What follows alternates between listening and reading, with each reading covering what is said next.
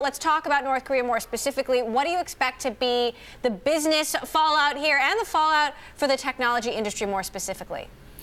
Well, the challenges that North Korea has posed to the international system have been enduring. They've been there for several administrations, and I think the Trump administration is coming to terms with the fact that this is a very difficult issue, a very complex issue to solve, and it's not a linear problem that can be easily dealt with. So it just adds to the uncertainty in the overall region. It creates dynamics between ourselves and South Korea and ourselves and China that could have spillover effects in the broader economic and geostrategic relationships. But it's going to be one of those complex problems. It's going to take a lot of hard work to get back on track. Take a listen to what Secretary of State Mike Pompeo had to say about the talks with North Korea a couple of days ago and what's in it for Kim Jong Un.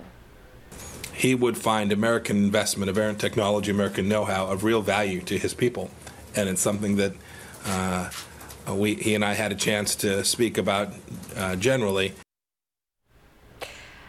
Michael, how optimistic are you that we could see a reversal in decision here, or that this could at some point eventually happen? Well, look, I'm no expert on North Korea.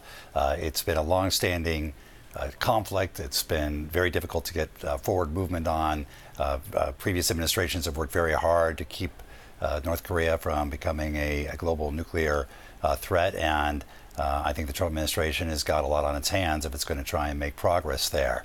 You've got a very unpredictable leader on the other side, and a lot of interests that are difficult to reconcile, including vis-a-vis China, vis-a-vis the security of having a nuclear weapon, and the concern that giving it up might lead to regime change, and the challenges of regional security vis-a-vis South Korea, Japan, and China all at the same time. China had supported this summit from the start. Could this give the U.S. and President Trump an opportunity to take an even harder line on China when it comes to trade?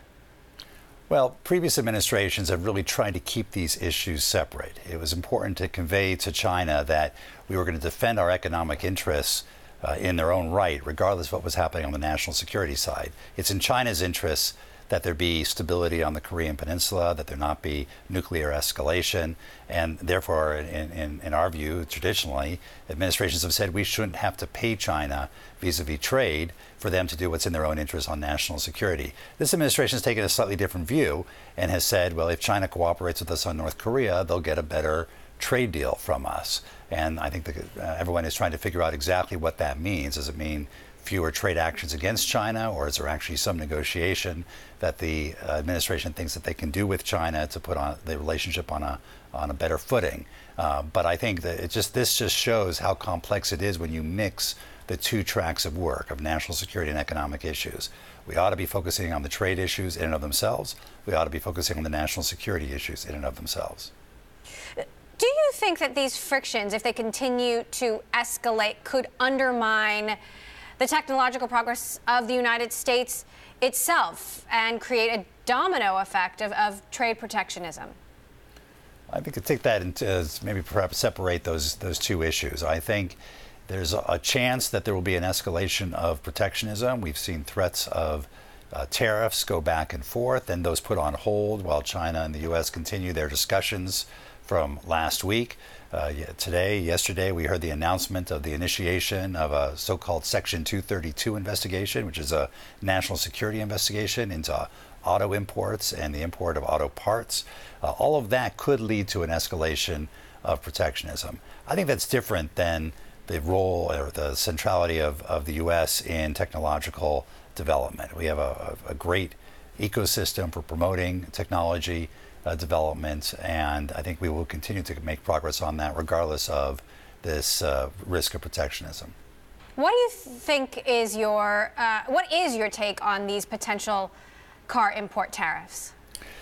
The Section 232 law that this is being discussed under was really intended to be invoked when there was a threat to our national security. And when you go back, I think the last time it was invoked prior to this administration, it had to do with machine tools, where we were losing our capacity to build machine tools in the United States that were critical to building munitions. This administration has used 232 to try and prevent the import of steel and aluminum, arguing that our steel and aluminum industries were weak and that we needed a strong steel and aluminum industry if we were to remain a global power. That, I think, will be challenged by our trading partners, since we import most of our steel and aluminum from military allies of ours, like Canada or South Korea or Germany. When you bring it to cars, it's an even more difficult argument to make. It's hard to say we have a weak auto industry. We actually have a very strong auto industry, some of which is owned by U.S. companies and some of which is owned by foreign companies that build many of their cars here in the United States, both for the U.S. market and for export.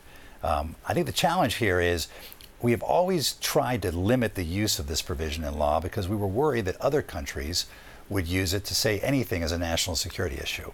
And if we open the door to that, if we open Pandora's box to countries invoking national security as a way of getting out of their trade obligations, my sense is we're going to find ourselves in a very difficult position with other countries closing their market to our exports because they think food is a national security issue or other manufactured products are a national security issue, and we won't be able to get our products into other markets. And that hurts jobs back here in the United States. Take a listen to what the Australian trade minister had to say about the onset of a potential trade war. Well, I certainly think we need to be vigilant and do all that we can to minimise or mitigate the risk of a trade war. I don't think that it's likely at this point in time. I think both the United States and China have indicated a certain amount of pragmatism. They're having discussions, and that's a big positive. Michael, having been through this before, how likely do you think a full-blown trade war is? I think the most likely outcome is that we avoid a trade war and that there is some sort of agreement. The question is what that agreement will look like. The administration has really sent two messages to China. One is that we care about the bilateral trade deficit and that they should buy more goods from the United States and fewer from other countries.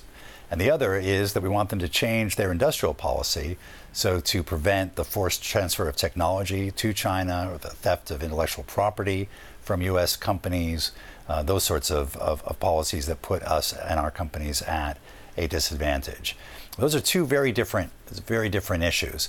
The first one is the one that they've been negotiating over with the Chinese delegation in Washington talking about what products they might buy in greater quantity. The second one is much harder to get at because China has doubled down on their Made in China 2025 objectives and have made clear that they want to become globally dominant in a number of key technological sectors. So it would require them backtracking from that in a way that might be difficult to negotiate. My sense is that the Chinese feel that if they can give President Trump a win on the bilateral trade deficit by promising to buy more soybeans from the U.S., more airplanes from the U.S., more tractors from the U.S., more LNG from the U.S., and less of all that from other countries, that will be enough to avoid a trade war, and that remains to be seen. I do want to ask you about ZTE. The Chinese smartphone maker's fate hangs in the balance. The U.S. had implemented tough sanctions on them. Then President Trump talked about looking for alternatives. This was not received well in Congress. What line should the United States take on ZTE? Well, I think it's very difficult to take a law enforcement issue, which is what the ZTE issue was initially. This is a country that was caught violating our export control laws, caught red-handed, and even with documentation that talked about how they were going to mislead the United States and other governments to avoid being caught.